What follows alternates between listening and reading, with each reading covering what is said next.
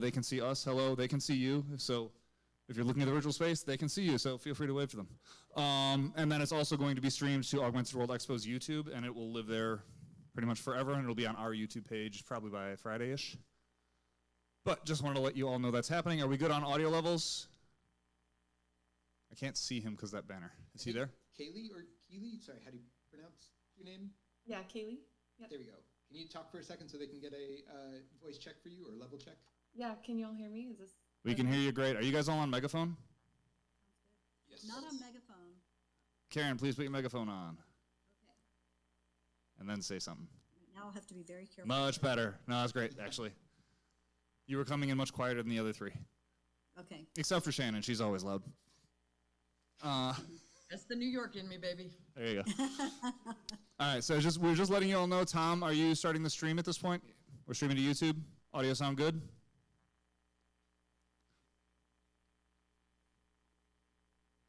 Okay, so at this point we will say, though, if you don't mind, please take your seats, because we're going to get started officially at 6:15 in about 4 minutes. Feel free to grab a snack, grab a drink, bring it to your seat. And we're about to get started. At 6:15 officially is when we will get started. We just want to make sure from Tom that we have good audio. All right. And just so you guys know, in the virtual space, they can hear you on YouTube now.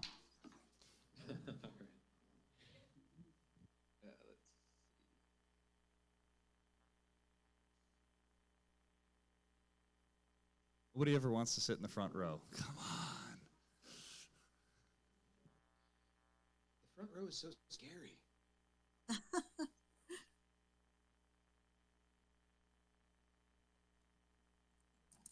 Karen, does everybody still look Halloweenish? Yep. Caroline always has these fantastic avatars, and I'm not sure how she has arranged those, but it's quite impressive. So does mine look different from the others? Because mine is a Ready Player Me one through frame, right? Yeah. But you think Caroline's doing something other than that? She had a dinosaur at one point, and In frame? yeah, it was really neat, or a fish type something. Anyway, we're supposed to be getting started. Sorry, Okay. maybe it was Ready Player Me. Not entirely Maybe. sure. We're not getting started. So officially we start at 6:15. Everyone just moved to their Okay. places a lot faster than usual. So It got so quiet. I know. People actually pay. This is how you can tell this is an education program. Everyone's used to being in school, and they like listen and do what teacher says. And I don't know. We have a lot of students in the room, so they're used to listening to their teachers. Excellent. 1, 2, 3, eyes on me. We have teachers presenting too.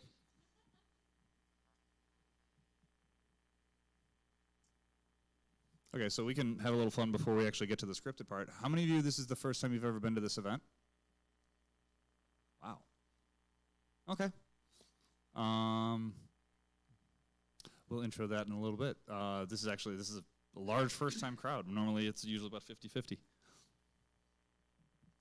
And how many of you have never been to 2112 before? A lot of you. Scott, are you going to come up and do an intro for 2112? Excellent. All right. And I will just say again, for those of you who didn't see, if you didn't already see, we have Mimbus in the back demonstrating their technology. So they were demonstrating before the event. They will be here after the event too. Please get a chance to try it. It's really cool. So you want to take a look at that and understand what's going on in the space.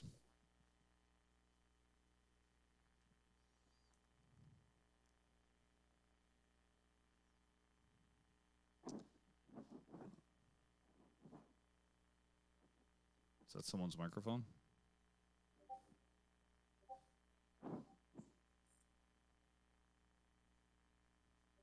Yeah, okay.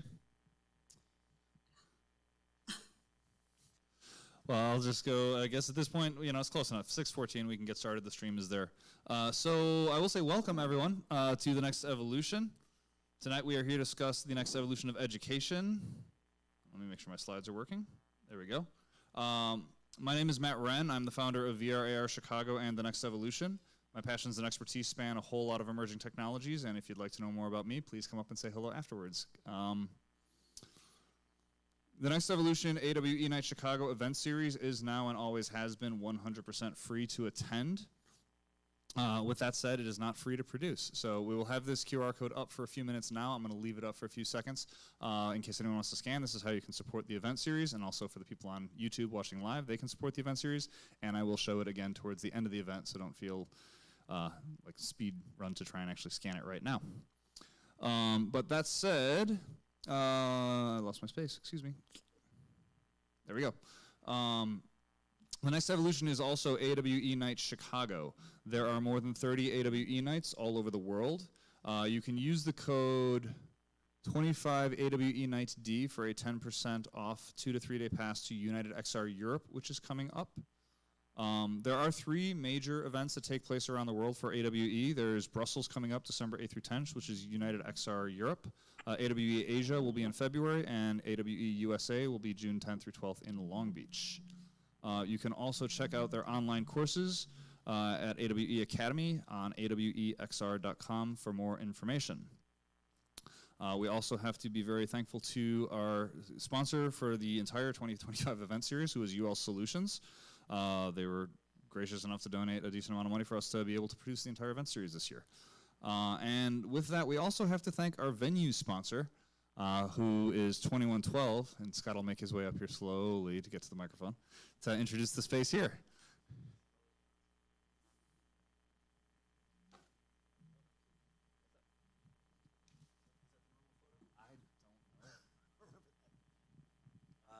Thank you all for coming out. So Scott Fetters, founder, director of 2112.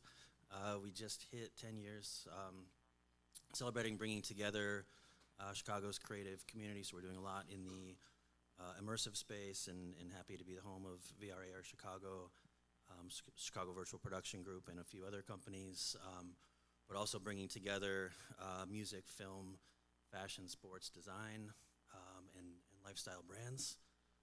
We have a little over 100 member companies just in this space, and then we're surrounded by a much, much larger facility that's band rehearsal, recording, production. I'll be around all night. Anyone who wants to come learn more, anybody in the virtual space, you can learn more at 2112inc.com. Thanks. Thank you, Scott. Go ahead. And we do have to, kind of a special thank you to Andrew Towle, who is going to be our virtual host for the evening tonight, for coming in last minute. He actually found out today that he would be doing this. And so, Andrew, I'll kick it over to you to introduce yourself. Fantastic. Hello, can everybody hear me? Yeah, awesome. My name is Andrew, and as Matt said, I am filling in this evening, so if I screw it up, it's not my fault. But I am an XR developer. I've been working in the space for about 8 or 9 years. Got my start doing mobile augmented reality games and experiences, and in the last couple of years, I've slowly been making my shift into XR development with standalone headsets and mixed reality experiences.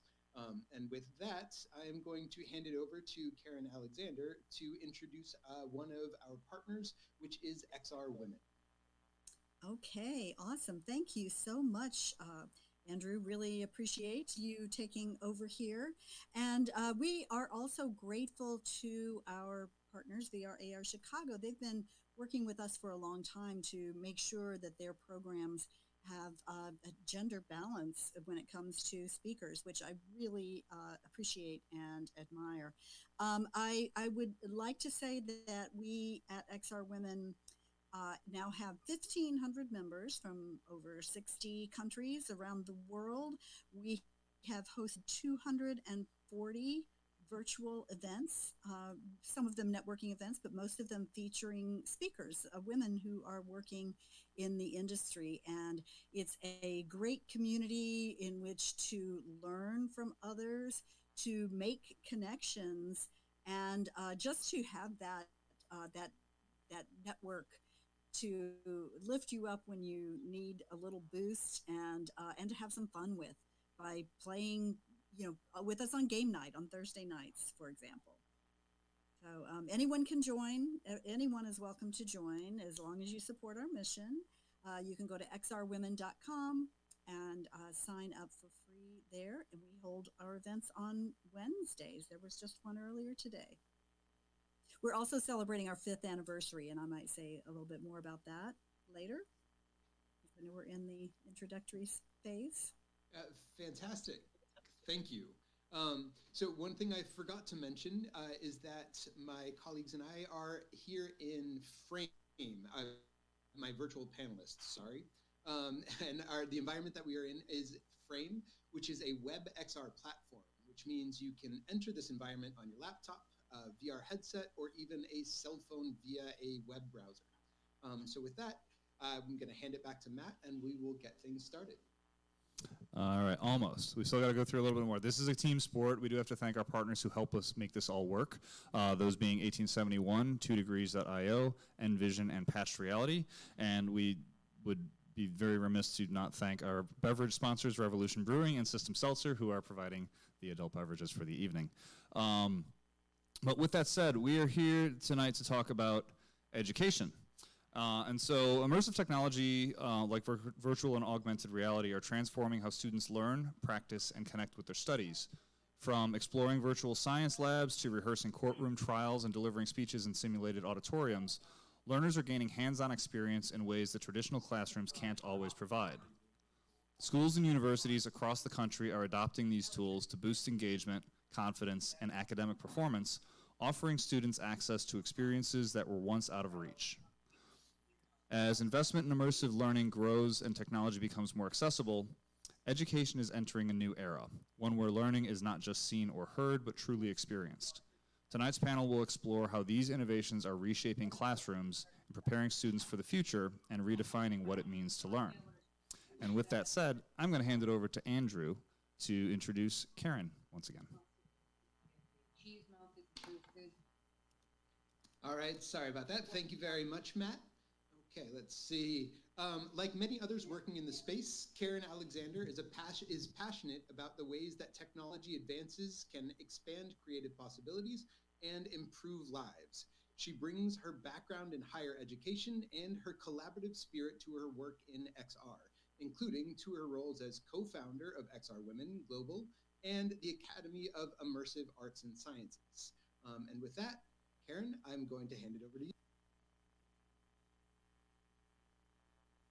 I believe you're muted, sorry. My apologies. Thank you so much, Andrew. And again, I am the co-founder of XR Women and the Academy of Immersive Arts and Sciences, 2 nonprofit organizations. XR Women just got our 501c3 status earlier this year. And so we're super excited about that. This has been a grassroots effort, and it has been an effort to grow this community, but I'm super proud of what we have done. As Andrew said, I do have a background in higher education, but I dove headfirst into XR back in 2016.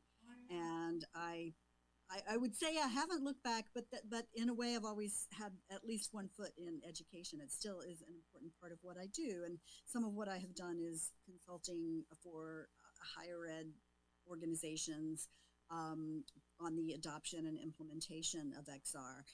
And what I want to talk about today is a project that I presented earlier today at an in-person conference here in Pittsburgh, where I am based at the Global Impact Forum. I was followed by Mark Cuban. Seriously, mine was the last session of the day. There were breakout sessions, but he was the next speaker, so that was a little exciting. And so this project is the digital twin, digital thread of AI learning. And this is something that I've been working on with the Future of Work Faculty Association. It used to be the Future of Work Faculty Academy. This is an initiative that came out of one of Penn State University's satellite campuses, Penn State New Kensington, and was funded by a Build Back Better grant. And I've been working with them over several years, giving talks and workshops and whatnot. But I was asked to work on this project, which also involves Frame.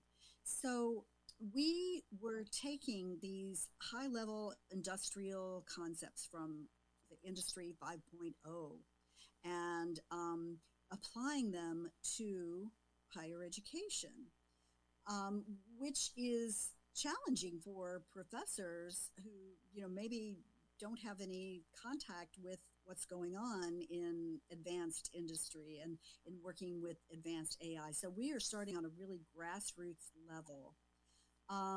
We started with this concept of, first of all, the digital twin, digital thread.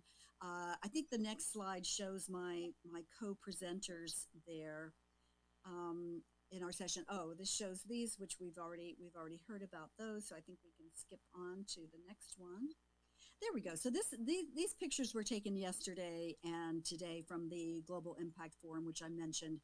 There is Dr. Charles Camarda, who was part of our panel. He's a former astronaut, and so he was talking about some of these high-level concepts.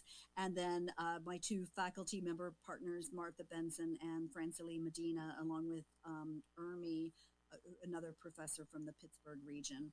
And we've all worked with all of them and gotten to know them through the Faculty of Work, the Future of Work Faculty Association, which is a really interesting initiative in terms of trying to connect faculty to what is happening in the workplace and all the advances that technology like AI are making in those spaces, and how do they number one, bring those concepts to their students so that their students are familiar with them and they are ready to engage in the kind of work that we're going to see with a lot of AI and automation, even in manufacturing, which is very important here in Southwest Pennsylvania, but also to take advantage of those sorts of processes to improve their learning experiences and the learning that they present to the students. So I don't know if you can move on to the next slide. So we're working with this concept of the digital twin, which many of you may be familiar with. And this does, come out of Industry 4.0, 5.0. But we sort of took this idea of having a system, say a factory floor, and having a virtual replica of it that you can walk through and you can read information about the equipment and you can interact with it. And then the digital thread comes in, which is the next slide. And this is all the data that is collected there that shows, say, the life cycle of a piece of equipment or a system, and provides that in a coherent, cohesive way. And so the interaction between these two, sort of the bi-directional communication between the digital thread and the digital twin are hugely important. But there's also this idea of iterating on the current state of the system and improving it on the basis of the information you get from the digital thread. So next slide, please. And this Dr. Michael Ritchie, who formerly worked at Boeing as he was the head of learning, I believe was his title there. He applied these concepts to learning. He first did it, and he gave a talk back in February to the Future of Work Faculty Association about how he used this concept to optimize a learning experience for engineers at Boeing. You can move on to the next one, please. And this is a representation of Michael's concepts, and with this iterative process added into it. Maybe a little hard to read there, so let's just move on to the next one. And so taking those things together with the idea that spatialized interactive experiences can enhance learning, and that XR is a great interface for AI. Next slide. We built what we called a minimum viable learning experience. And this was just a prototype to introduce the faculty to this idea. It's a digital twin of a learning environment. Now, we're using digital twin a little loosely there, but it is something that the students can navigate through and that data can be collected as they do so. Can you go to the next slide, please?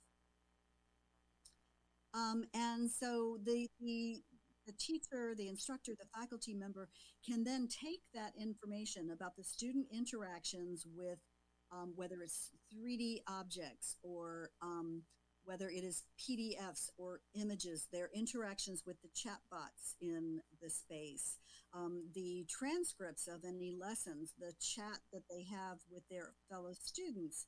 They can take those and analyze the learning and then go back and improve that learning experience. And it's a continuous process, right? So there's this way of optimizing the learning experience in a spatial environment through the collection of data. Go on to the next slide. Oh, and that is where I stopped because I thought that would be about 5 minutes. So that is the project that I wanted to bring to you tonight. Thank you. It's really fascinating work and brings up a whole slew of questions. A couple of them, hopefully we've got a couple of minutes left. Matt's going to let us know when we run over. But if I could start with, it seems like this is quite a daunting process listening to what you're working on. And many institutions want to start small. So what are some practical first steps that they can take as educators that might be exploring this avenue? Yes. Well, in some ways, maybe it is a daunting process, but we're trying to make it easy by, for one thing, using a platform like Frame. As you mentioned earlier, or someone mentioned earlier, is a web-based platform, so easy to access. I will say that the analytics are a paid feature. They're not something that's available on the free account. However, a teacher or faculty member can go into a free Frame account and play around with bringing in elements that their students can explore and can learn about. So I think that this is a kind of an introductory level. The thing I think that maybe is more complicated for the faculty is collecting the data. And at this point, it's not all collected in one cohesive place, right? You have to extract some things from this place and a few from there, and then you have to work with the data and clean it up, and so that you can really perform that analysis on it. And that part, I think, is maybe a little more daunting than the actual creation of the virtual space. I mean, but I say that as someone who's been coming into Frame for a long time, yeah. And I do find it a pretty easy platform to work with. That's fantastic, which actually brings me to something else that I took some notes while I was listening to your talk. And as we circle around, so the tools are getting a little bit easier, especially as we move into these industries, at least that you're providing. But can you circle back around to what Industry 5.0 is and how you are helping that move forward with XR? Oh boy. So Industry 5.0 is all about the intersection of things like AI and robotics and the cyber physical systems and the ways that we can interact with equipment in industrial context using digital tools, and can do things like predictive analytics for preventative maintenance, for example. So there are here in Pittsburgh, as I said, manufacturing is very important. It's the robotics capital of the world, if you didn't know that. And so there is a real push to incorporate robotics and AI and XR into industries like manufacturing in order to raise the bar for them and be more competitive on the global stage. Fascinating. Now, circling back around again, sorry, you also mentioned digital twins, and I know many people in the room are going to be very familiar with that term. But can you Hey, Andrew? Oh, yeah.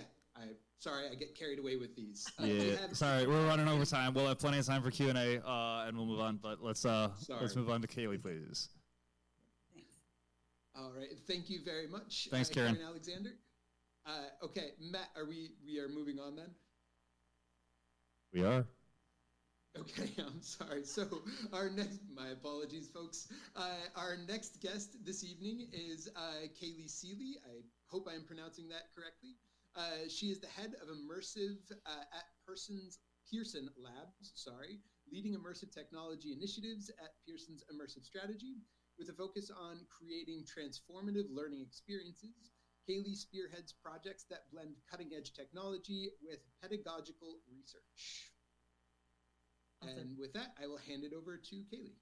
Awesome. Thanks so much. Hey, everybody. So happy to be here. As you mentioned, my name is Kaylee Seeley. I am head of Immersive within Pearson Labs, which, yes, is part of the global learning company Pearson that you may have heard of. If you haven't ever heard of Pearson, I can give you a quick overview. Basically, our mission is to help people realize the life they imagine through learning. And we do that mainly through our 5 different divisions. So we have everything from K-12 with our Assessments and Qualifications division, as well as Pearson Virtual Schools or Connections Academy, which some people may know it as. We do it through higher education, through our courseware and content in higher education. We also have a language learning side of the company, and then our enterprise learning and skills portion of the company. So really the gambit of lifelong learning, Pearson covers it. So we can go to the next slide. So I just wanted to show you my wonderful, beautiful team. So this is our team, Pearson Labs, and what we really do is sort of R&D and prototyping for the future of learning. So we're held within the Central Technology Office, and so we cover all 5 of those divisions that I just talked about, helping to prototype new kinds of experiences, kind of trying to de-risk the future for Pearson by experimenting. And really trying out new technologies such as virtual reality, AI, all those sorts of things. I will say too, there are a few people missing from this slide. We just had a few new joiners who are VR engineers. We have a wonderful 3D artist who makes really beautiful stuff, as well as 2 other VR engineers, and then a product manager that are not pictured on this slide. So my apologies to them if they ever see this. We can go to the next slide. I wanted to just kind of give you an overview of how we at Pearson are thinking about immersive technologies. So I wanted to start by level setting on how we define immersive technologies. I think that people define it in a few different ways. But for us at Pearson, as it relates to learning, immersive technologies are any digital innovation that create or enhance a sense of presence and engagement by blending physical and digital worlds. So those are our 2 key words, is presence and engagement. And we believe that that can be realized through what you normally think of as immersive technology, so virtual reality, augmented reality, and mixed reality.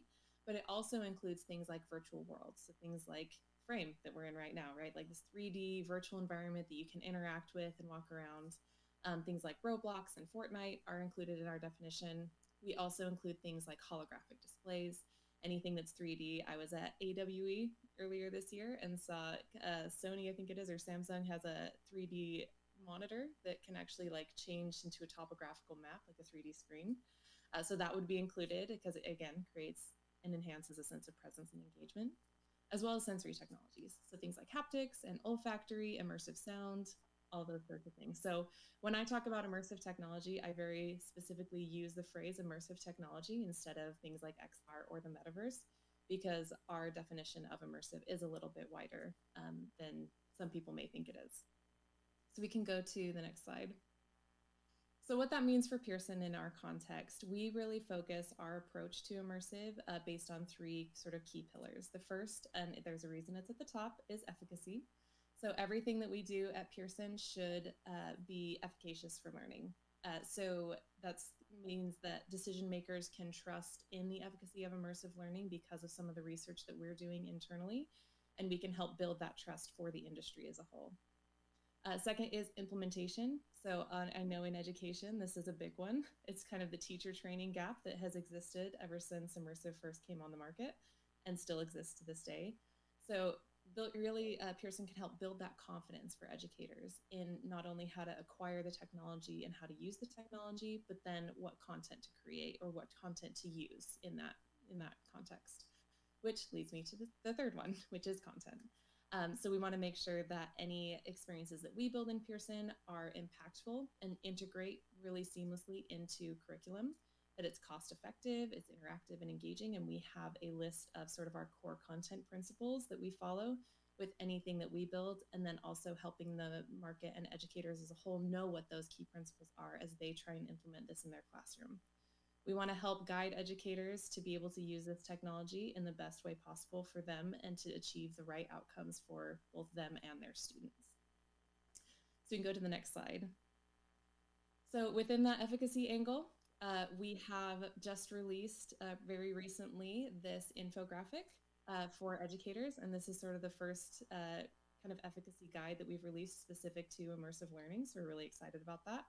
There's a QR code here, so please take a picture, send it to your friends, definitely keep this conversation going. We want to get this out to as many people as possible. So this is page 1 of 2 of this efficacy guide that's shown on this slide. But basically what the purpose of this is to help educators kind of get that first step into how they should be thinking about immersive and how it should be implemented in their classroom. So all of the different considerations that exist in the immersive space that they can then kind of consider as they're implementing this technology for their learning and their outcomes. And then, yeah, we can go to the next slide if everybody's had a chance to get that QR code. And then the other thing that I'll say is that we at Pearson Labs, our key mission is to create the future of education, and we want to do that together with our partners and with our customers. So, and with educators all around the world, right? So if you want to collaborate with us on the future of education and kind of helping us build these prototypes, helping beta test prototypes that we build, we are definitely open to that. And so I have my code up here for my LinkedIn profile, so reach out to me on LinkedIn. Like I said, if you're interested in beta testing, if you have ideas that you want to talk to me about, I am open and happy to have these kinds of conversations with folks.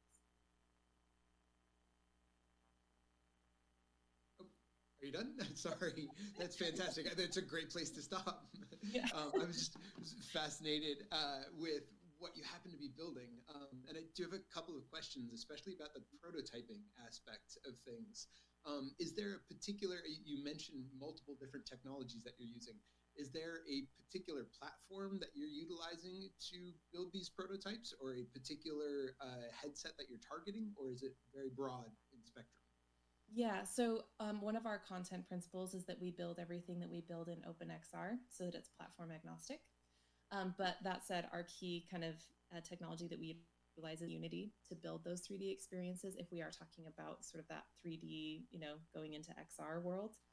But it also depends a little bit on which immersive technology we're talking about. As you mentioned, things like haptics and stuff like that is not necessarily part of Unity's, tech stack at the moment. So we use several different technologies, but we, in terms of headsets, we have partnerships with Meta.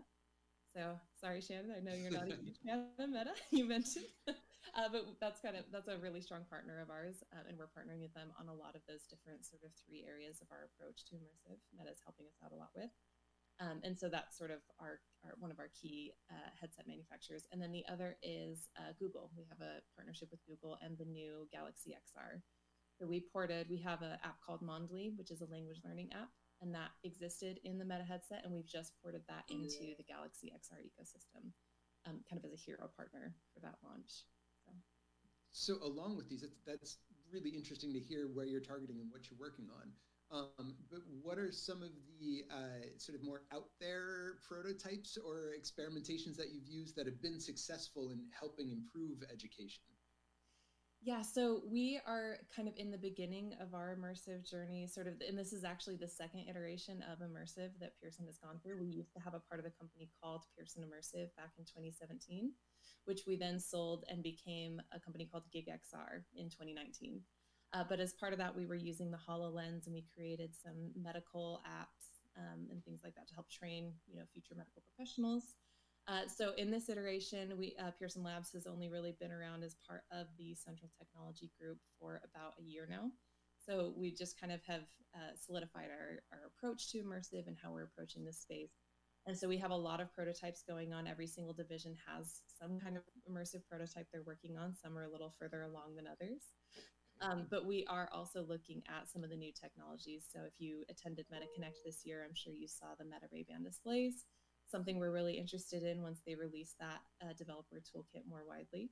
And then Google has been experimenting with a lot of those sorts of, more approaching AR. They're not true AR because it's not, 6 degrees of freedom and you can't place things in your environment through those. It's more of a heads up display, but it's a step in the right direction.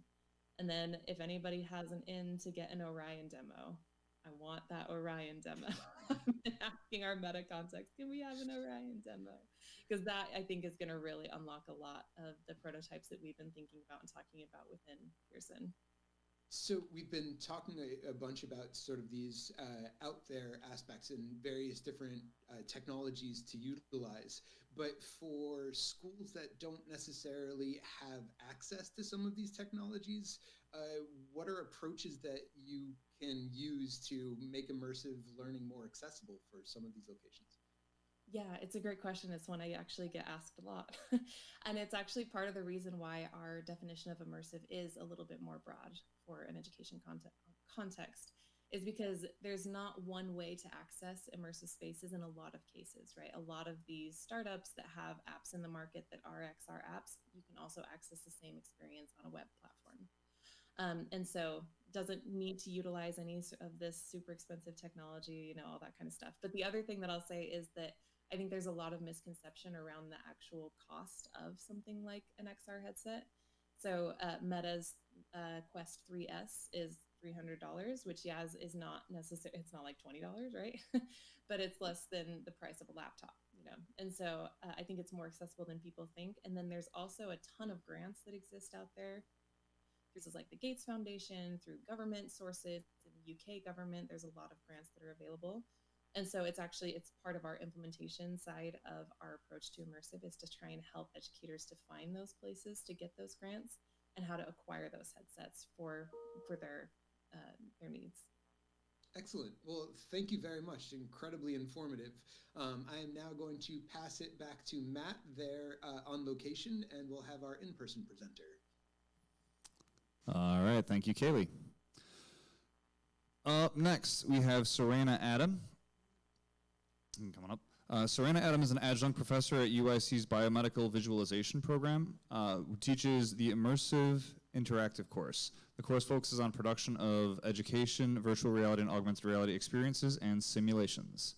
And if you want me to advance slides, just let me know when. Okay. All right, can everyone hear me? Because I do not have a loud voice. Perfect. All right, perfect. All right, so yes, I'm an adjunct professor at UIC's BVIS, or Biomedical Visualization Program, which is a graduate program to essentially become a medical illustrator. And one of the focus areas is in interactive media, whether that be e-learning, serious games, or what I teach, which is the immersive interactive. And so the goal of the course is to familiarize students with the hardware, software, and then the production process from pre-planning all the way through execution. And the next slide is going to be a video demo of some student work, because they're the ones who are making really amazing things.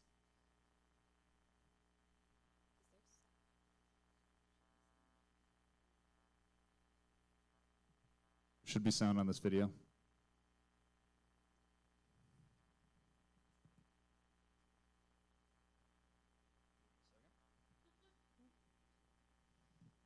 Can we check if there's audio coming off the computer?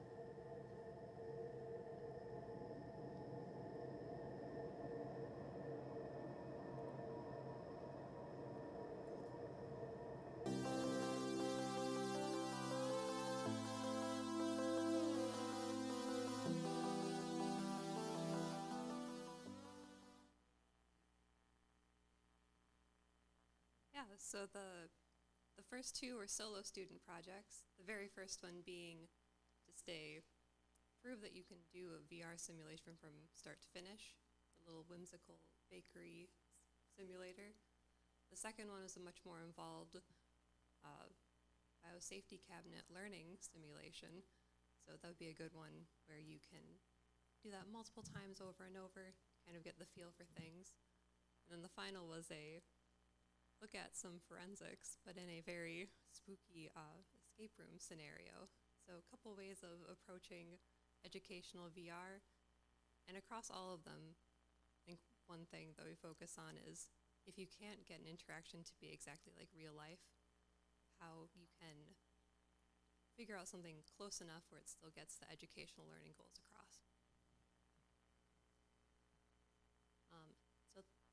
That's all I have.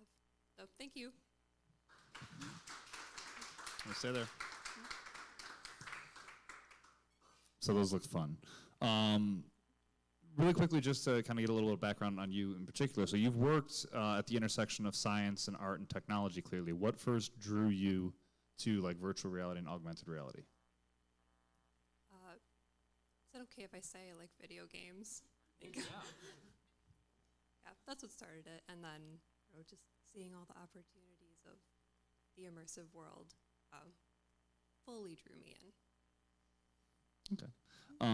So University of Illinois Chicago has kind of been ahead of the curve when it comes to immersive learning for a while now. How have you seen students' interest or engagement sort of change as these tools become more mainstream? Yeah, so that one's interesting because there is an ebb and flow to it, and it does kind of correspond with, say, some of the wow factor of VR has faded a little bit over the years, which is okay because that's only a temporary bonus of using immersive technology. And so I think what I've noticed is the development software side of things has gotten a lot easier and a lot more accessible, but the hardware has kind of stagnated. Say metas makes it very difficult to get into developer mode, which, yeah.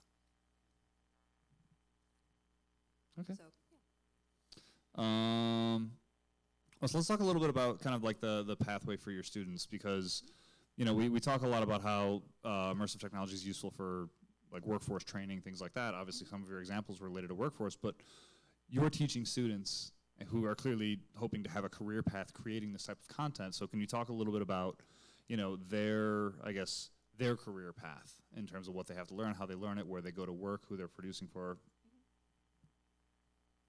Yeah, so part of the trend of maybe there being less of a wow factor with VR is I'm seeing less companies fully devoted to VR, and there are more companies who are having an immersive interactive division. And so those do tend to be larger companies. I think places like Mayo Clinic or larger hospitals would look into developing their own thing, so then they can have something that's in-house versus having to outsource to someone and then worry about compatibility issues. But otherwise, like sources of immersive interactive, say like larger hospitals, I think there is a pretty big need for like the government, as far as like military training goes, is another big money for that. Okay. And I guess just sort of last question for you, and then we'll come back up for Q&A from the audience. But the last question would be just, what's sort of one small, I guess, practical way that people could start exploring the immersive tools for teaching and learning?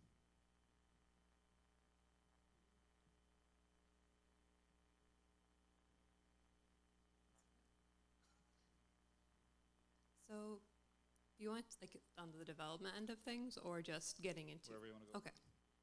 Okay, then I'm gonna die on the hill of the Google Cardboard, because if we're talking about, so it hasn't been depreciated. If we're talking about affordable headsets, Google Cardboard is good because you can just put a phone into it, and it costs $10.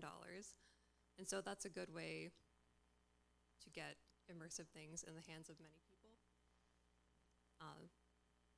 Yeah, you can't do, it's not as fancy as anything with handsets, but it could still be a good starter for just about anyone.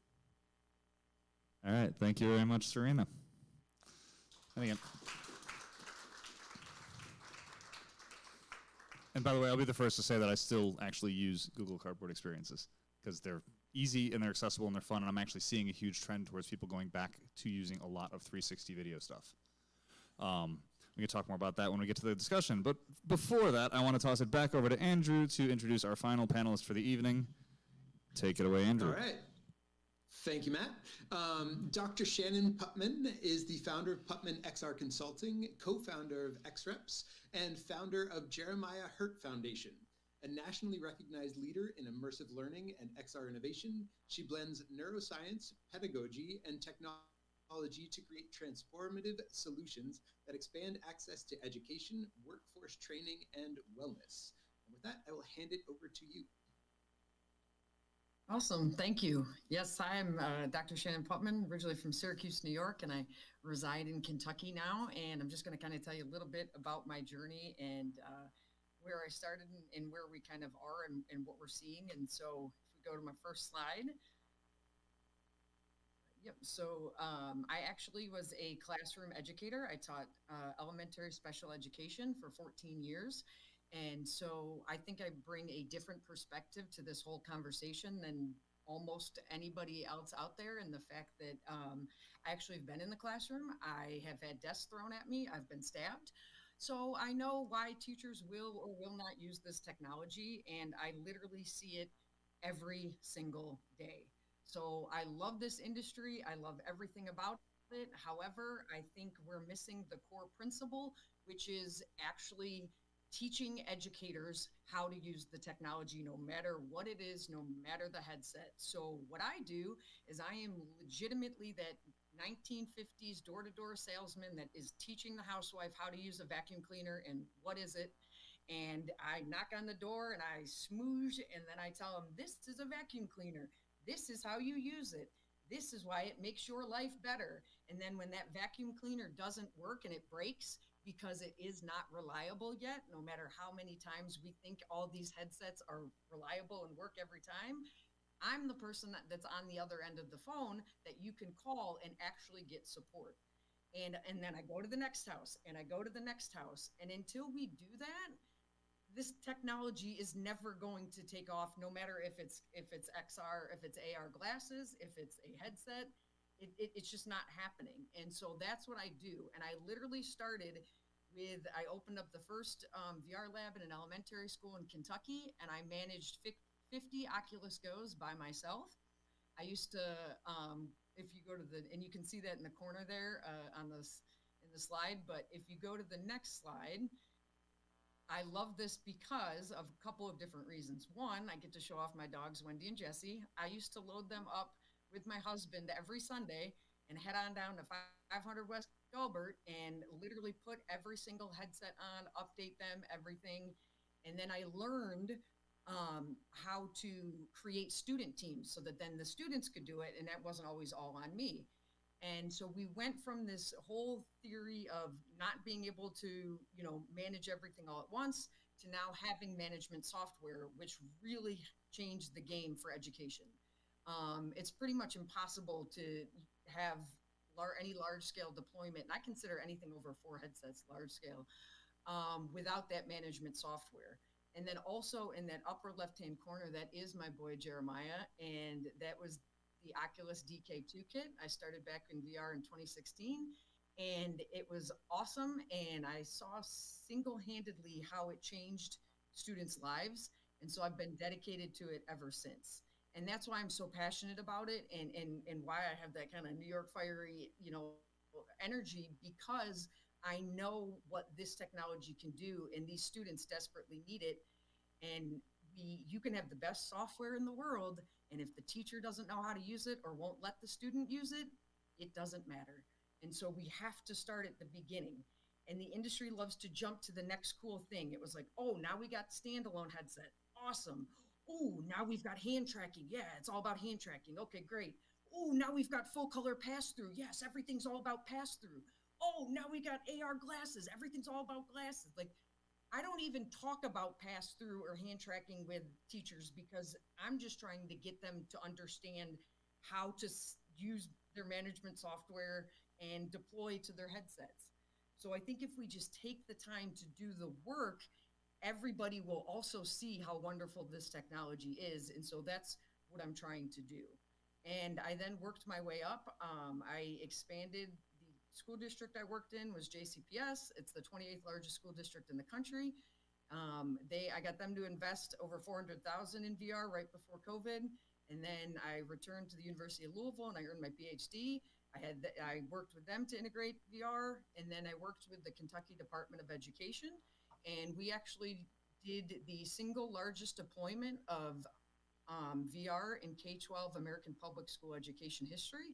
We deployed 2,450 headsets across 35 counties. And so it doesn't matter what level it is, it's the same issues at every step. And so I'm always trying to be proactive with that. And if we go ahead and we look at the next slide, this is where we've kind of, like I said, we started there, and now we got here to where we're having so many unbelievable cool things that they can use. We have, companies like Skillberry where they're actually using a real welding torch.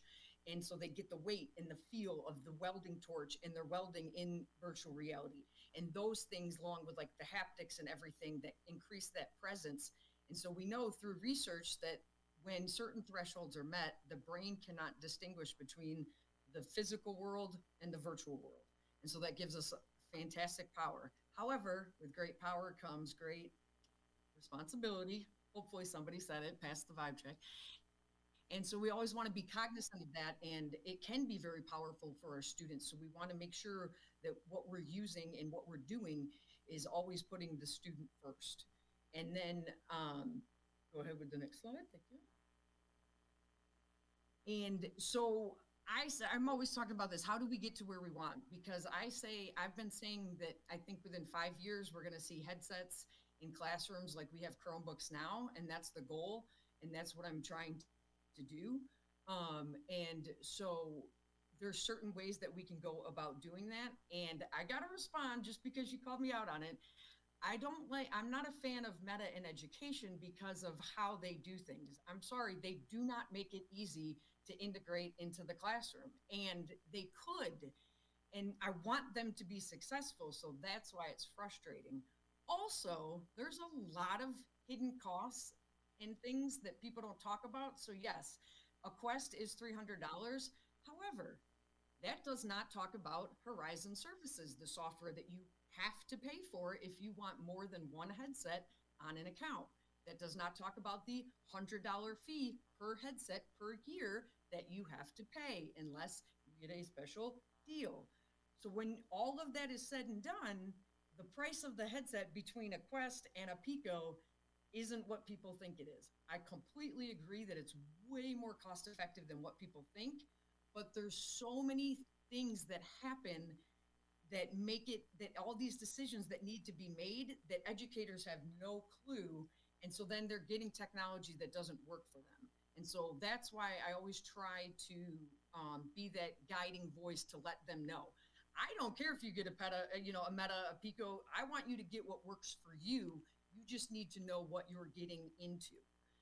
And so, yes, I know it is for the lifetime, but it doesn't, but that's still, that takes that headset up to $400 right there. So it's a little misleading, but also accessibility. I think that's another thing we're really missing. And being a special ed teacher, that was always very passionate for me. And so I included these pictures to show. So that's my friend's son, Noah. And he, that in the first picture, that's him playing VR. And what you see is it's his brother playing, and it's him watching, because he's basically paralyzed from the chest down.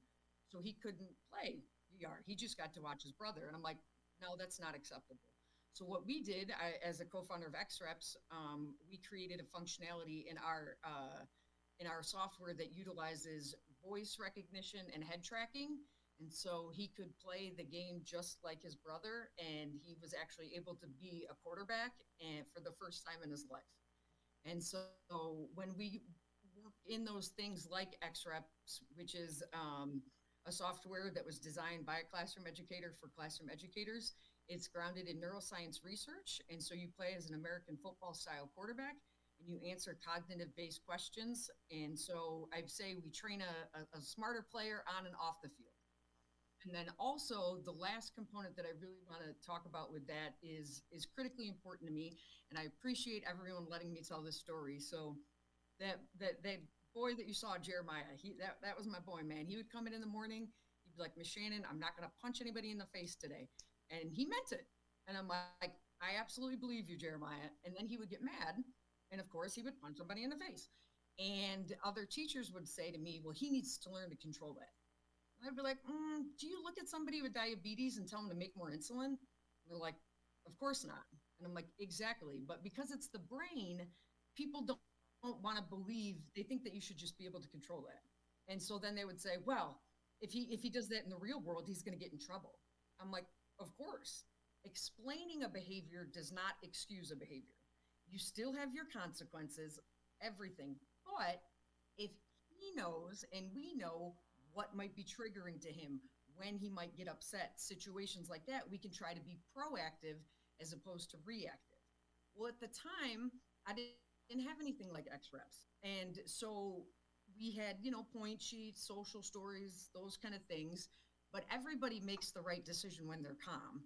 I'm sitting here right now and I'm not going to, give anybody the bird, but if you cut me off in the parking lot, it just might come out. So the only way, so I started doing a lot of research on it, and I found that the same parts of the brain that fire when you're competitive are the same parts of the brain that fire when you're upset and when you're angry. And so with XREPs, what we do is we actually put you in that competitive mode. So we get you out of your seat, we get you crossing midline, you're activating both sides of the brain, your heart rate is up, you're sweating, all of that adrenaline is pumping. And then boom, you throw a pass that doesn't get completed, and now you've got a fan in your face telling you, you suck. So now your brain is fired at this high alert state. Now you have to make the right decision. And if you don't, we as educators are right there to help talk you through it and instruct you on methods to make the right decision. So we're putting the brain in the right state to make meaningful change, meaningful behavior changes. And the reason that's so important to me is because Jeremiah was 18 years old. He graduated. He was going to start college in January, and he was going to dinner with his girlfriend. Some 17-year-old kid said something he didn't like.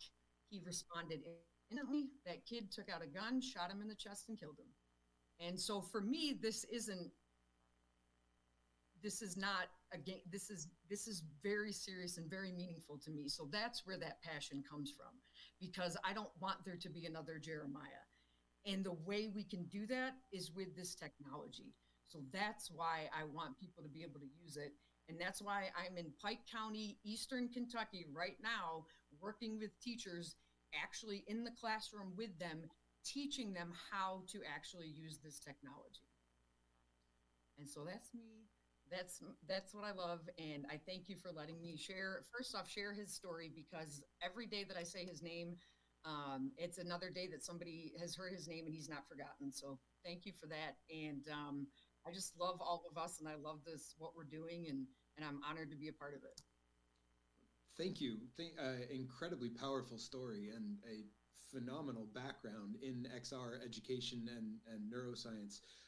And along those notes, with that background and with all of this research that you've done so far, where do you see this technology moving in the next 5 to 10 years, especially in terms of, access, neuroscience and training, and real world learning outcomes? I think we can absolutely get there, and I think we can get to where we have headsets in the classroom, like we have Chromebooks now, and I think the more user friendly it is, and the more people start to understand what immersive learning is and what a 3D model even is. Like, people don't even know that there's free 3D models that you can put in your PowerPoint presentation right now.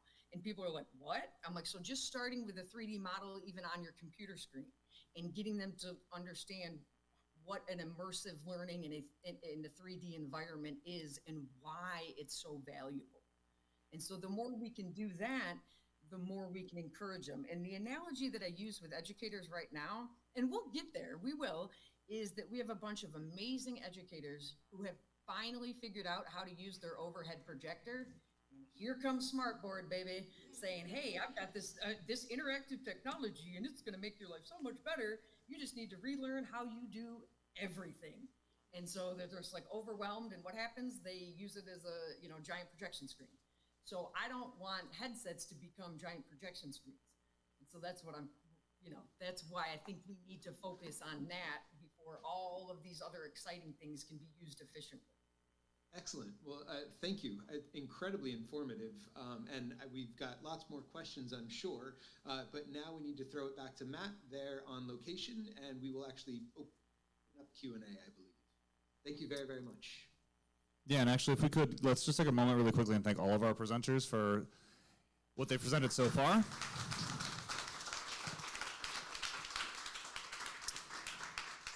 And with that, I'm actually have our live presenter come back up to the stage, grab a microphone, and I'm going to explain how Q&A works. Oh, I was supposed to have this up when I thanked all of our presenters. So this is how Q&A is going to work, because we obviously have people here in the live physical space, we have audience in the virtual space, we have audience watching on YouTube. So if there is a YouTube question, what will happen is Tom's actually going to text it to me and I'll be able to read it out here. Anyone in the room here, if you want a question, please raise your hand, and to a certain degree I'll say keep it up so that Ron can keep track of who has questions. He will bring the microphone to you, because ultimately if you ask a question, you're not talking to the microphone. The people in the virtual space can't hear you, and the people on the live stream can't hear you. You can direct your question at anybody or all of us. It's up to you. For our presenters, feel free to actually engage with each other and take the discussion. We would ask that you don't talk too long. Maybe a minute to 2 minutes per answer, because we do want the discussion to go on. And ultimately, for those of you in the virtual space, you have a button on your screen in frame that says, I have a question, which will cause your hand to go up. If that hand goes up, Andrew will be able to see it, and he can call on you, and he can let us know that we have a question. So with all of that said, I think I explained it all and gave people enough chance. I'll just see who's got the first question. We got one in the back of the room. And I will do my best to also watch the virtual space, Andrew. I just have a quick question. Whenever I've gone to these educational meetups and seminars, I'm always interested to find out where the parents fall in all of this, because they're key to kids' education, and I know we're looking at educators solely at this point, but how do we not leave the parents behind as their kids go forward with this new technology and the educators move with them?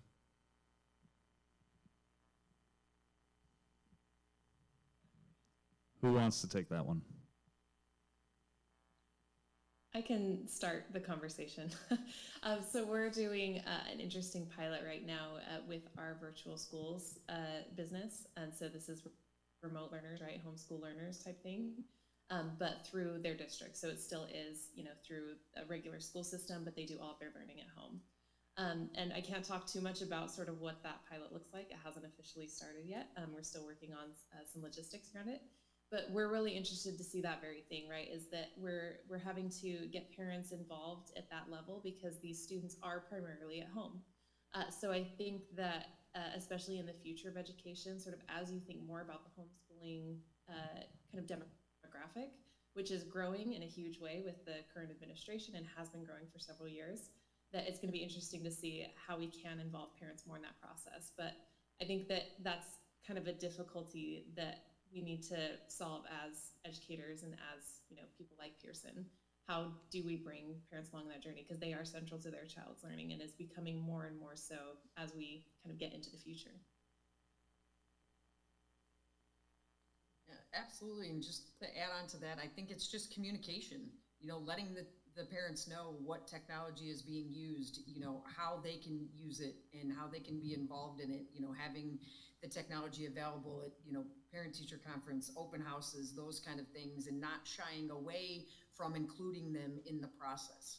And I think that that's key for education in general. And the more we can have them learning that technology and enjoying it with their student, the better.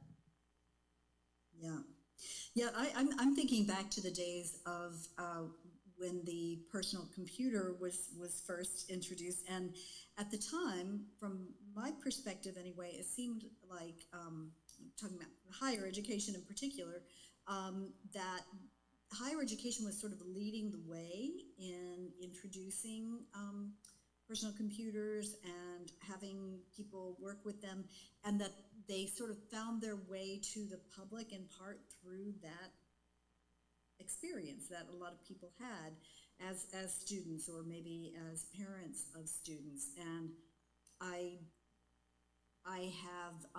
think there's a lot more happening now. It's really picking up in terms of adoption of XR in schools.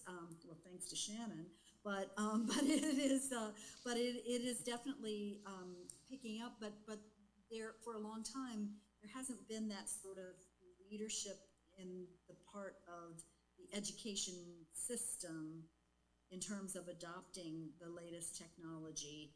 And so I think that, yeah, parents might encounter it because their kids want a headset to play games on, right? Rather than thinking of it as an educational tool. And I think that's something that managing that perception is an important task. One thing I'll just, real quick show of hands for people in the room. How many of you have, I'll say, K through 12 aged children? A few of you. Okay. In public school systems in the Chicago area? The reason I'm asking this is because, like, I recall at least the impression I got from when I was growing up is that parents maybe occasionally heard something about what was happening at the school, and that's what it was like. I get, on average, 4 text messages a day from my kids' schools nowadays. And I mean, it's to the point where it's excessive.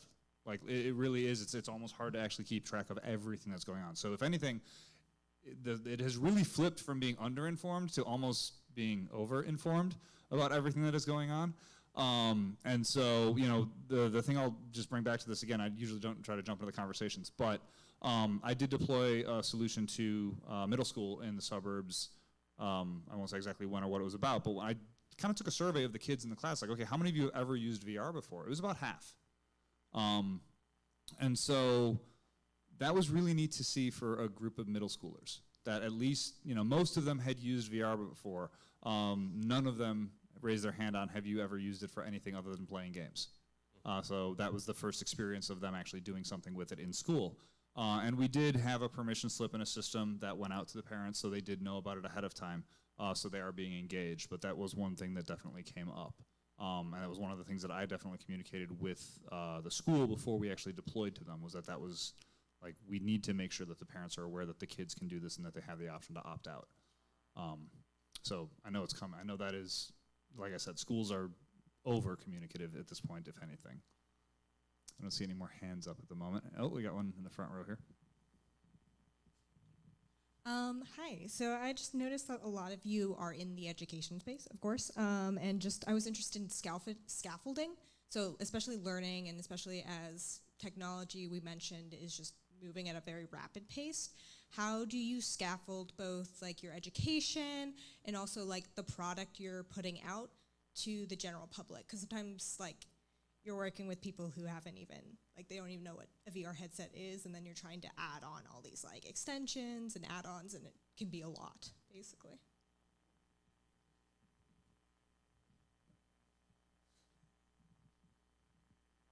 I will say that I think that platforms like Frame, these web-based platforms, and there are others that can be accessed through a desktop in order to become more familiar with 3D environments and immersive environments is important.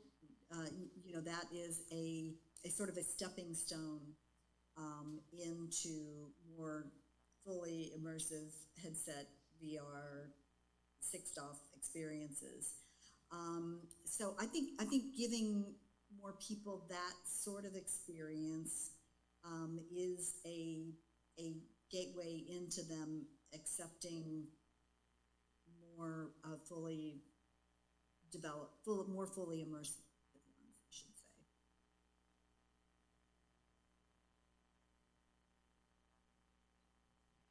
So I kind of took, I'll take this into a slightly different lens, and I wish our learning scientist was here because she talks about scaffolding all the time in terms of the learning experiences that happen in XR.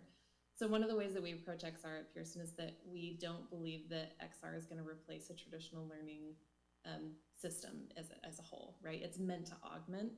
And so in any learning experience that we develop in an immersive context, we want to make sure that students are prepared for success within that immersive context.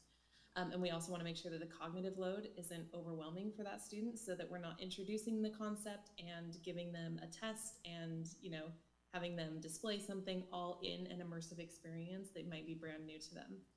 So that scaffolding is important to like set up that experience, and it should be part of an overall curriculum and part of an overall lesson plan, not a replacement.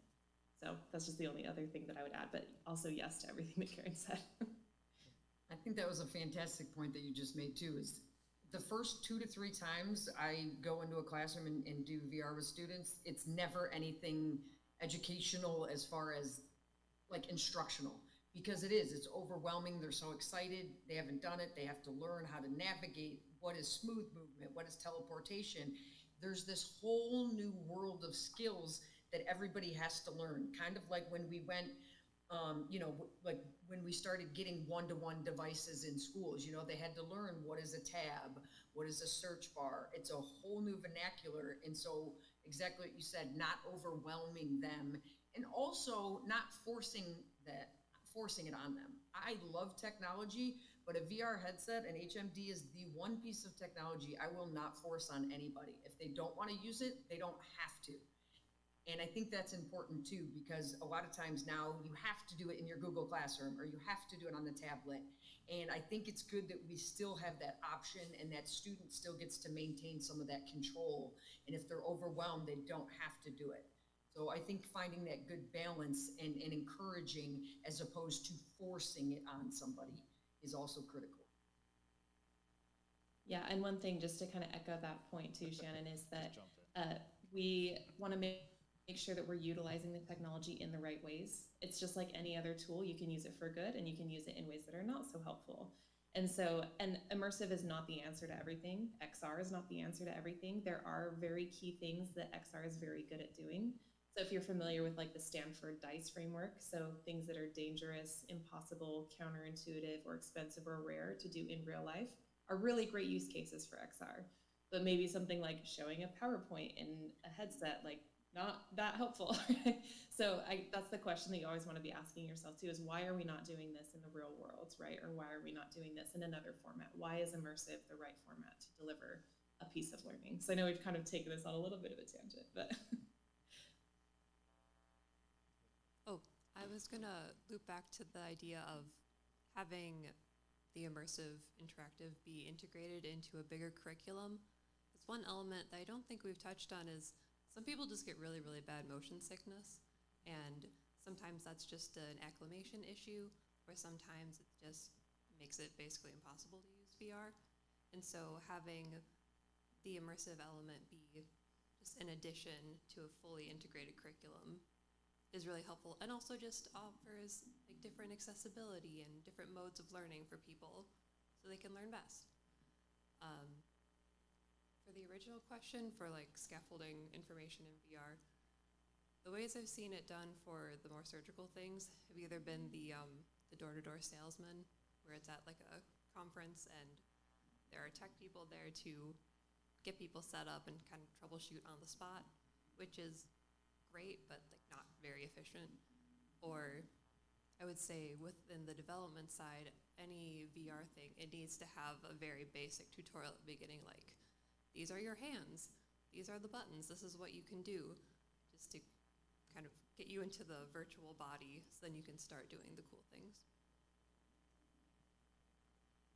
So I'm actually going to throw a follow-up question towards you on this a little bit, because you touched on something. And this is something that I remember I faced when I was initially doing some development for, I'll say, corporate training type work, but in industries that I didn't know. And so obviously we had to learn what the material was before we could create content for it. On the illustration side, how much expertise is actually required of the people who are creating the content towards the subject matter?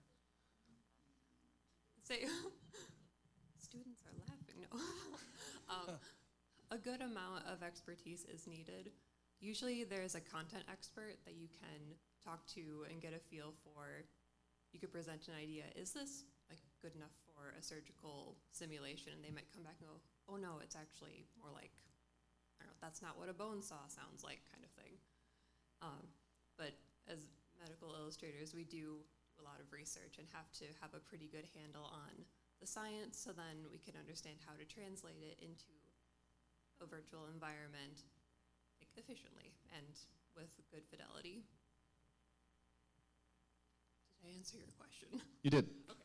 I'm curious if any, as I say, I'll let the other presenters chime in if they want to, just in terms of what you've seen in terms of requiring subject matter experts to create the content versus, I guess, somebody who's a developer that's not a subject matter expert being led by one down the path. I think one of the things that I've noticed, I think it also depends on the audience and the user and how it's going to be used. So how a practicing surgeon uses a software might be very different than how a surgeon that is teaching other surgeons how to do surgery is very different. And so keeping that in mind and having those content experts, but then also when you teach how to use that technology, it allows people to use their skills and what they bring. And I always say, you know, we want the educator to still be the lead and have them have their creativity. So you don't always have to have an app for that. And so that's kind of the magic of what we do as educators. You know, like when I had a teacher ask me, hey, we're doing money skills. Well, there was no VR app, let's teach money, but there was a fishing game called Bait, and every time you caught a fish, you earned stars and money, and it turned into one of the best lessons we've ever taught because it allowed us to get to higher order thinking, which is that magic zone, you know, like they caught a fish and it was 10 pounds and they earned 100 coins. Well, how heavy do you think it would need to be to earn 200 coins? And so that's when you know what you're doing and have it, you can use that in different ways. So I think those experts that have that creativity and that ability in knowing what the audience is going to be using it for is also really important to understand as a part of what the content is being used for. Excellent. I'm looking for other hands to see if question. People are like raising. Go ahead. Actually, I have a question for you, Serena. So I was curious if the BViz program tracks career placement, and what kind of success are you seeing with that? 88% right now. So yes, and 88%, Actually, yeah. I couldn't hear you on that. Oh, 88% from our last cohort. I think it was 94% for the last year. We're required to track career placements for every year. thank you. That's pretty impressive. That's really good.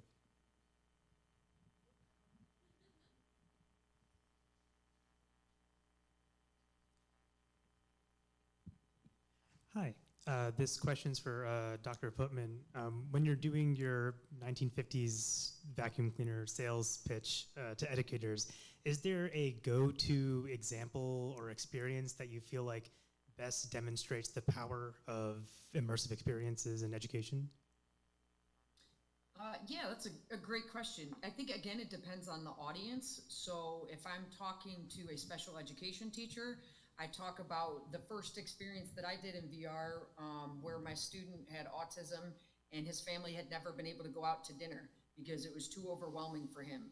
And so I went and filmed with a 360 camera, and it took us 6 months, but every day he had to make it 60 seconds longer in the experience. And then after those 6 months, he made it for an hour and minutes at O'Charlie's, which is a big restaurant here in Kentucky. And so, but if I'm talking to a general education teacher in high school, I might go to something like XReps or something like Engage that gives you more bang for your buck. That's also a big thing that you got to think about is the budget. And so it's that give and take between I can get a software that is basically works right out of the box and you don't have to do any type of learning or, there's not a huge learning curve, but you can't, change it if you want to. Or, here's this gives you a little bit more freedom, but if you've never used the technology before, you're already overwhelmed and it has a big learning curve, I'm probably not going to suggest that one because it's even more overwhelming. So knowing your customer is really the biggest of finding that hook for them. And so it's just learning about what they want and then having a large repertoire of knowledge of different software that's available. And that's one of the great things that's happening is we're seeing so many wonderful things. So having an option like Frame where they can use it on their Chromebook and cross-disciplinary. So now like when, the shop teacher has VR and then the home ec teacher sees it and it's like, well, I want that. Well, we've got something that works for you too. I think that's the biggest key is showing how it can be used for no matter what subject you're teaching.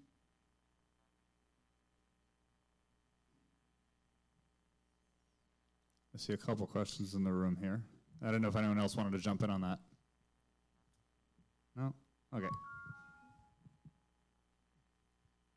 Hey, I just wanted to ask, when there's new hardware or software or platform or anything that is entering the market, what's the normal pipeline direction of how it gets from development to classroom? Are they pitching it to the school district and then the school district buys 1,000 seats and then sends it on down to the school teachers? Are the teachers learning about it and then begging the school district to fund it? Or is it going to a Google and then Google is then putting it through some massive pipeline that the rest of us don't know about?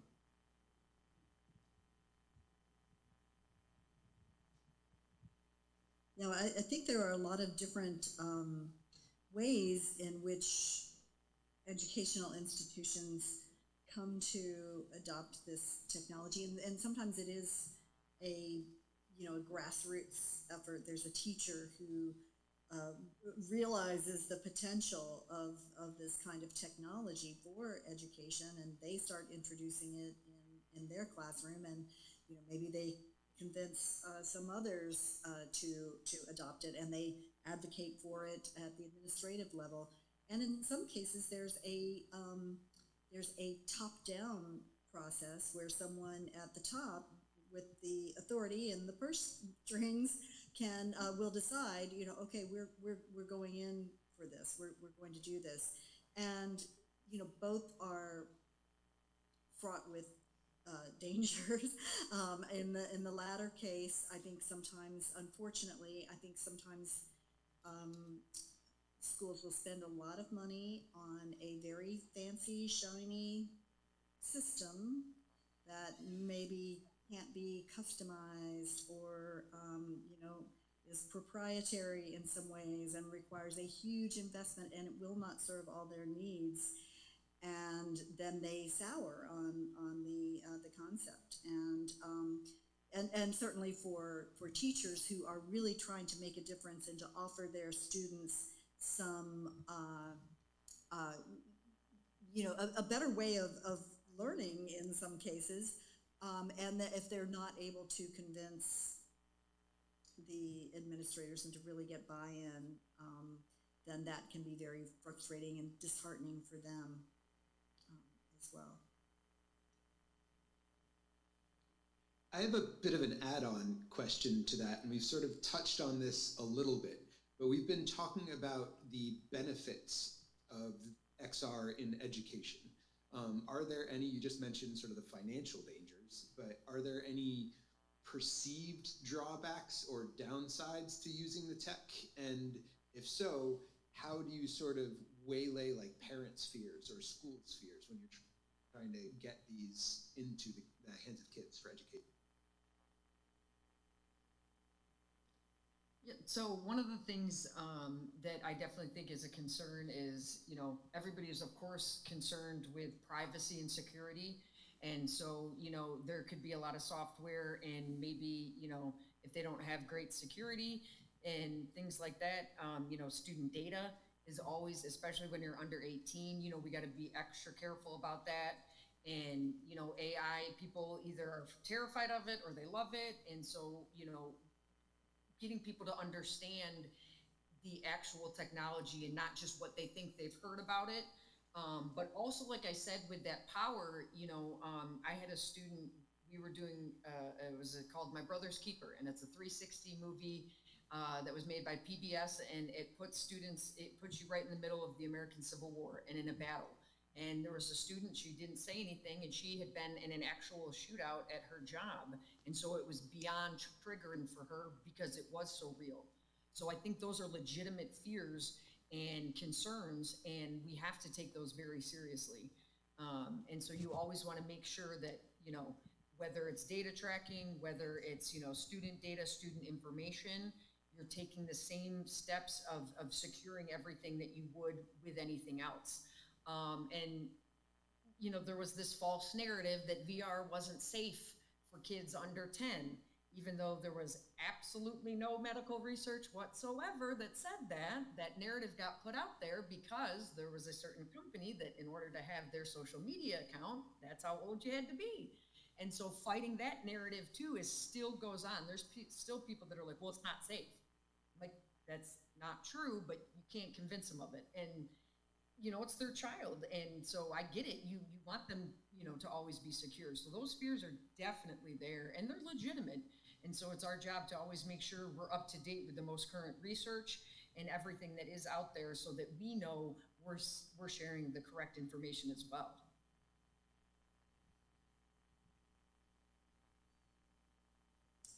Yeah, I think we all know that teachers are overburdened and underpaid and underappreciated, right? But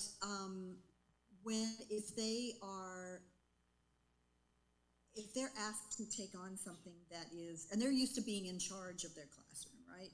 They're the ones who are in control. And when it comes to something very new by this, it can be really challenging for some of them to take it on and to have their students see them do something wrong or fail, or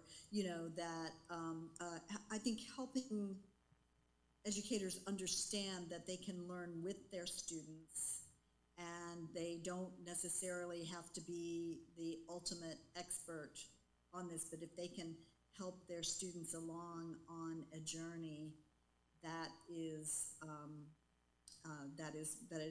worthwhile, and also a good lesson in humility or lifelong learning, right? So modeling that, being willing to not know everything in a certain context, but still to try it and to give it a go.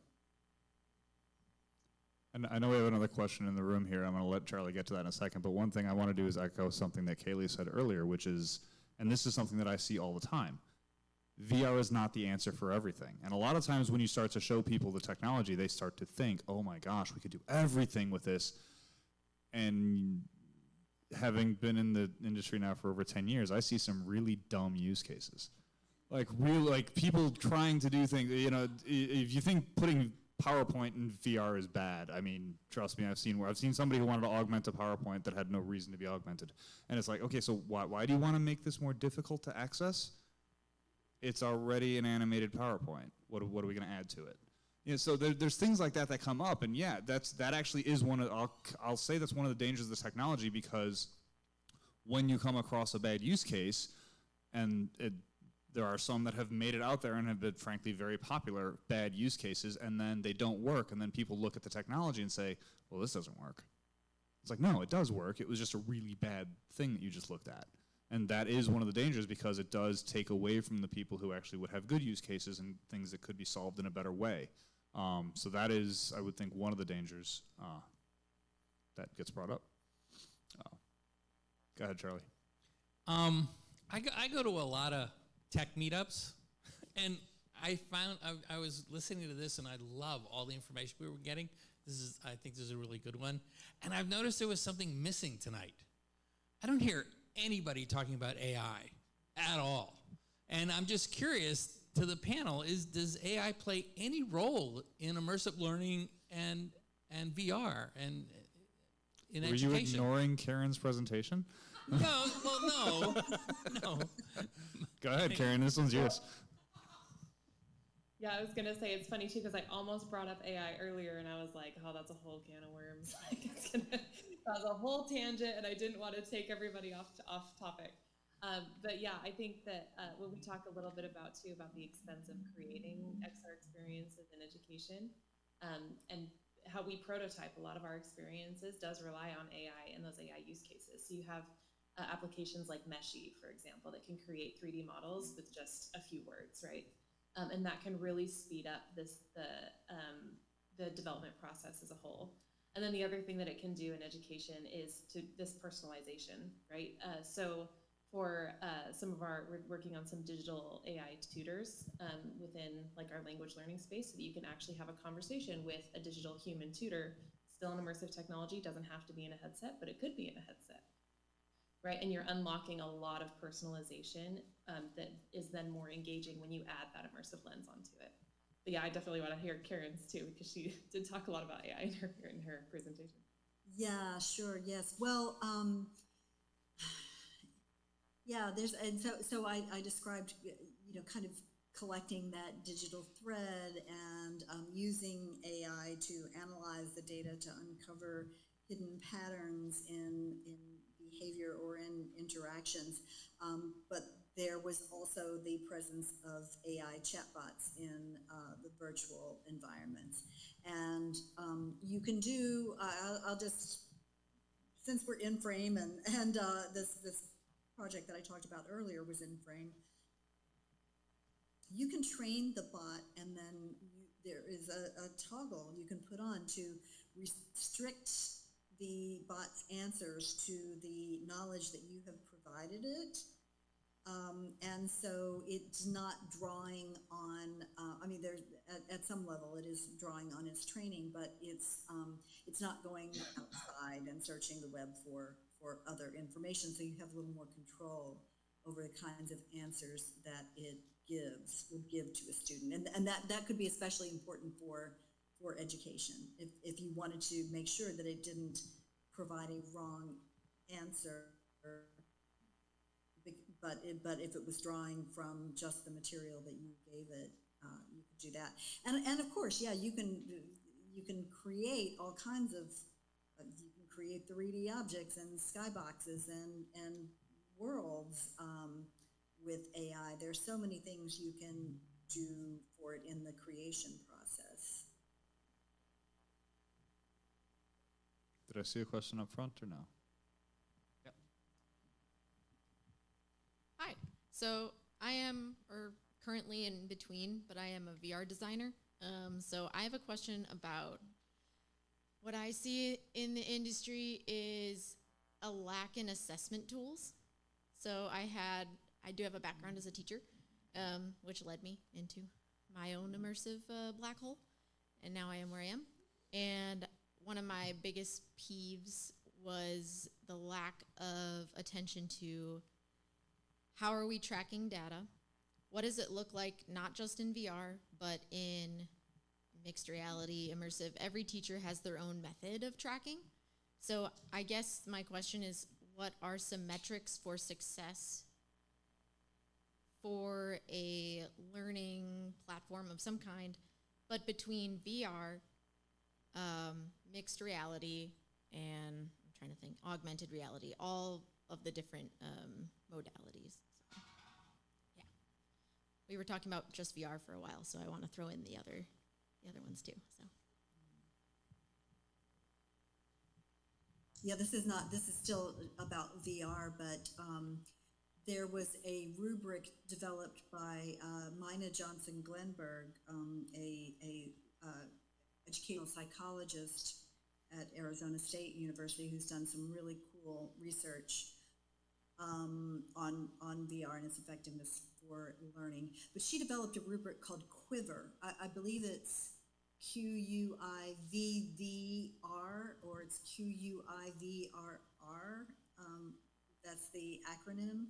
But that was designed explicitly for VR, and I maybe that's a model for more rubrics of that sort to be developed for other kinds of experiences. Yeah, I love this question. Do you want to come work for Pearson? She said yes, by the way. Come talk to me. No, so I think that overall in the assessment space as a whole, assessment is the very last thing to change in education, and education as a whole is one of the last things to change, right? But the reason is because with an assessment, especially because of the stakes that we tie to assessments, it's really difficult to do anything innovative in that space because you have to prove all of these psychometric, parts of it. You have to be able to prove that a student can get the same score every time they take this particular assessment. And so that's why assessment has largely remained unchanged for as many years as education has existed, right? So I think that one thing that we can do to start kind of pushing that space a little bit is to start in the formative assessment space and then get the trust and the validation through those formative assessments to then become a summative assessment tool. And I think the other thing is, since this technology, it's not new technology, but it is newly kind of blown up in the world, is that there's so much data that you can get from VR that's different from the data that you can get from MR, which is different from the data you can get from an augmented reality experience. And we're in a moment where we're just flooded with all of this data and no one really knows how to parse it out or what to do with it or what it all means. And so I think that like our learning science researchers and some of our other assessment researchers and psychometricians are starting that work of sort of wading through all this data, figuring out, okay, well, how do we use this to authentically assess things like teamwork, right? Which is something that's been going on sort of in virtual world side of things, so not necessarily VR, AR, MR, but using Minecraft to test things like teamwork and collaboration. And you're seeing these sorts of talent assessments popping up in the workforce of them getting a task that is an immersive task that then they parse the data out and can find all of these different like nuggets of wisdom. But you're overwhelmed with all of the data that we've never had access to in education before. And so it's all about trying to figure out what does all of this mean and how do we get actual measurable outcomes from this flood of information and numbers. So I'm going to jump in real quick here, and I'm going to warn our presenters to just be ready for final thoughts. So if you want to start thinking about that now. Are you familiar with the term XAPI or SCORM? A little bit. Okay, so these are basically frameworks for tracking training data, performance data, and like it's basically a way to track assessment. If anyone who's ever built anything for a learning management system, you're pretty much using one of those two frameworks for how you transfer the data. I will say that I've built several virtual reality, augmented reality, and mixed reality experiences that were sending data directly out over XAPI or SCORM. And the data does not necessarily, it wasn't even like what you're doing on a quiz. It was literally, in one case in the VR, it's did you look at the right thing? Because we can track where you're looking. So did you actually turn your head to look at this thing? And if you did, that sent a call out to the XAPI to track they looked at the right thing. How they performed on a particular task. Again, we can say, okay, hey, if you turned the wrench and you turned it the right way, there doesn't have to be a did you turn it the right way question. We can just track that you did it and send that out as a success metric. So I will say that stuff has been built in to a lot of VR and a lot of AR. Again, there's really not much difference in how you build it into the two things. There's a lot of different things you can track. There's a lot of different things you can do with it. But how you build it in really doesn't change between the different modalities. You can do it in AR, you can do it in VR. It works the same way. To the point where at a platform level, there's a platform that the military uses called MOTAR that actually almost has a system around this already for how you effectively put training in immersive technology and track the performance metrics out of it. They've basically built a platform that came out of the Air Force called MOTAR, if you want to look that one up. But yeah, this is something that I'll say has been in the development of XR for a lot of years. So it's definitely there. Happy to talk to you more about it, or obviously you can reach out to Pearson because they know all about it. But with that said, what we're going to do, because we want to make sure there's time for networking and for demos. So it is time for closing remarks, and here's how this works. I already gave all of our panelists a little bit of a heads up, but each panelist will have about, say, 20 to 30 seconds to give a closing statement. it's entirely up to you what you want to talk about. You can just talk about your last project. You can talk about something that we discussed here today. It's all up to you. But I'm giving you time, and I'm speaking right now so that you have a chance to think about what you want to say during those 30 seconds. After each of the presenters gives their 30 seconds, Andrew will give his. I will give some closing remarks on my set. We'll go to some housekeeping. And then after that, oh, by the way, I'll call the order for the finals. But after that, we'll do some real basic housekeeping, and then this space doesn't close. We have a demonstration in the back of the room. We still have snacks. We still have drinks. Networking is probably the most valuable thing that can happen at these types of events. So please, like, talk to the other folks that are here, talk to our presenters, talk to the folks who've been working in the space for a while. We're happy to answer any questions. We'll connect you with all the presenters since we have all their contact information. But with that said, it is time for our presenters to give their closing remarks, and I'm going to start with Shannon. Hey, all right. Oh, did she say Shannon or Karen? Shannon. Oh, Okay, I wasn't sure. I would just like to end with the thought of two things. One, I never ever change the way my students learn. I change the way I teach. And it's my job as an educator to figure out how they learn and then how to make the content accessible for them. And that's what my role and responsibility is. And lastly, I would say, be good, do good, God bless, and go Bills. Sorry, I know you're in Chicago, but I had to. Yeah. All right, Serena. I'm bad at these. Okay, so thank you for having me. It was a great experience to speak with everyone. And for the future of VR, I would like to see more accessibility in platform and headset cost-wise, and I think that would be the best way to integrate into educational curriculum. But I think we're on the right track. So thank you. Have a good night. All right. We'll go with Karen. all right. Well, one thing I would just want to ask you, Matt, is what was the name of that platform the military is using again? Motar, M-O-T-A-R. It's by a company called Dynepic. Okay. Yeah, so, and I think I want to say that some of the things that we've been exploring here, like assessment, and I think we're at a different place. We have finally, those of you who have been in this space for a long time now will know how what a challenge it's been, as well as how exciting it has been. But we used to have to explain to people what VR was. And I think we're now at the point where it has made inroads into the general public, the minds of the general public, as well as into education, that we're at it. We've stepped up to a different level now, and we have to be thinking about these kinds of things, like, you know, how do we conduct assessments in XR across the board, and work on that kind of level. You know, we have leveled up, and it's exciting to see, and it brings with it a new set of problems and things that we need to work out beyond just convincing people that this stuff is not only cool, but it can be useful. All right, Kaylee, you're last. Awesome. I hate going last. No. I think that a common theme sort of throughout today, and I've loved this conversation, and thank you again for inviting me to participate in it. But I think a common thing that we see pop up over and over again is that it takes a village to do all of this stuff, right? Education has been a laggard in adopting new technologies for years and years and years. And I am somebody who has a very internal locus of control rather than an external locus of control.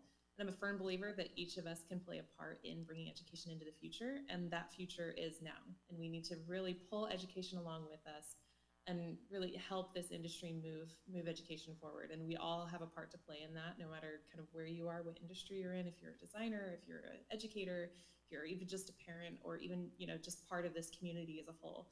There is a role that you can play, and I think that we all can kind of take action to bring the future of education to students around the world. All right. At this point, I'm going to say thank you to all of our panelists. You guys can relax, you're done. But Andrew's on the spot, so yeah, if you want to give a round of applause to all of our panelists.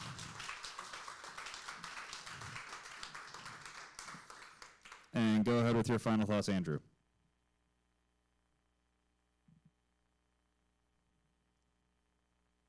Andrew, can you hear us? Sorry about that. I just lost audio for a second. That was very strange. I'm assuming that I have 30 seconds to first, like Matt, thank this panel. This has been a phenomenal conversation. It's been really interesting to hear how you're all using XR for educational purposes. And second, it really hits home for me coming from the sort of games and entertainment side of augmented reality. I've always been searching for ways to make it more concrete and a usable technology. So it's really exciting to hear how it's being adapted by so many people and being brought out to folks. So thank you again. All right, so I'm gonna actually do something I did again at the beginning. So how many of you are first time here? All right. So what I'm going to talk about here is the fact that, and this speaks again to what we're talking about in terms of getting people into this technology and having people understand this technology. We've been running this event monthly for 10 years, approximately. Are we at 10 years? We're at 9 years, right? 9 years right now. So we're approaching 10 years that we've been running, yeah, 2017. So we're approaching 10 years that we'll have been running this event monthly. And it's gotten to the point, like pre-pandemic, there were points where we were having over 100 people in the audience at every event. Post-pandemic, we have crowds about the size of what you're seeing today, a couple of bigger ones depending on the topic. But that said, it's amazing to me now, I'm 10 years into the technology and 8 years into this event series at this point, how many people I come across who have still never used the technology, never tried VR. I stopped counting several years ago at 1,000 people, having like, I put 1,000 people in their headset for the first time. And that was, again, years ago. We've done more since then. When you get to see stuff like that and then you take it a step further and say, okay, cool, well, now how many of you have done something besides played a game? And, okay, there goes 70% of the people who've tried VR have never tried anything other than a game in it as well. They don't realize this is a tool. So this is a huge awareness issue because, alluding to two things that our panelists said, I don't think that this technology is the answer to everything, but I do think it is an insanely powerful tool, particularly for learning. And I want to see that being used because it adds a level of accessibility. It adds a level of the ability to provide customization that is more difficult to, like customized learning that is more difficult to deliver today, I guess. In kind of a standard classroom setting, there are things you could do in VR that are really difficult to do in large group lessons. And so that's what I want to see, some of those capabilities unlocked at a larger scale. And I think, frankly, it falls on those of us who know what we're doing and who have done this for a while to make sure that people are going to adopt it. And so that's pretty much what I want to go with. I'll stop there. With that said, I promised that this was coming at the beginning of the show, so I'll say again, we hate asking for money, but this is a free event. And so we have our QR code here. This is a way to support the event series. I'm going to leave this up because it's going to be on the YouTube, and it'll be up pretty much for the remainder of the evening. With that said, we do hate asking for money, but our goal is to keep this event free and accessible so that we can strengthen the XR community and, frankly, get this word out to more people. We do realize that sometimes it's difficult for folks to make a financial contribution. Karen said it really well. We know teachers are massively overworked and underpaid, so I'm assuming some of the folks in the audience are educators. That said, if you can't contribute financially, then please just share the word about this event series. Let people know that there are things that they can learn about how they can advance the technology. Next month, we will be talking about VR in training. Training has been a topic. I don't think we've gone a year that we did not have training be one of our monthly topics because it is, frankly, the most widely used, most widely industrial use case for the technology. So we'll be covering that again in December. We are going to focus this time around providing actual sort of case studies like XR, the ROI of XR in training. That's going to be the sort of bent that we're taking on training this coming month. And we hope to see a lot of you there. But with that said, do I have anything else I have to talk about? Other ways you can support. Thanks, Ron, for jumping in at the last second and running the microphone for Q&A, as well as doing our check-in. Go ahead. Yeah, if we missed anybody on the check-in registration, it is important that we count our audience. So come catch me after the event, and we'll get you checked in. And thanks, Ron, for helping check people in. And thanks, Tom, again, for manning the massive control station there in the live stream and watching all the Q&A and frame and audio and all of the fun stuff that it takes to actually run an event like this. But with that said, we hope to see you next month. And at this point, we're going to get back to having some more snacks and some refreshments and networking and demonstrations. So thanks again for being here. Hope to see you next month.